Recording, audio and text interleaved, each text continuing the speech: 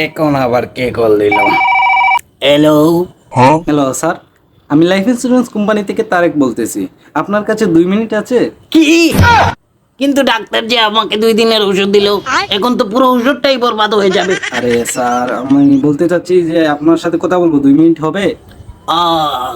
আচ্ছা বলো, স্যার, আপনি লাইফ ইন্স্যুরেন্স করে নেন। এটার উপকারিতা কি? আপনি মারা গেলে আপনি টাকা পাবেন। মরার পরে কেন নেমে দেবে? তুমি কি আমার সাথে কবরে যাবে?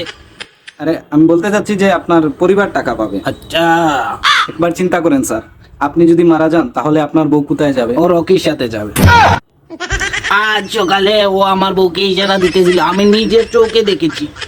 ভাই তুই রাখ, আমার লাইফ ইন্স্যুরেন্স লাগবে না। স্যার, আপনার মৃত্যুর পর আমরা যে টাকা দিব ওই টাকা দিয়ে আপনার বউ বাচ্চা নিয়ে শান্তিতে থাকতে পারবে। চোখে শান্তিতে থাকবে, ও রকির সাথে থাকবে, তুই দেখে নিস ভাই।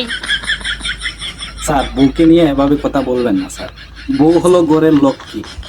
তো আমি মরার পর ও রকির ঘরের লোক কি হবে? আরে রাগ করলো নাকি?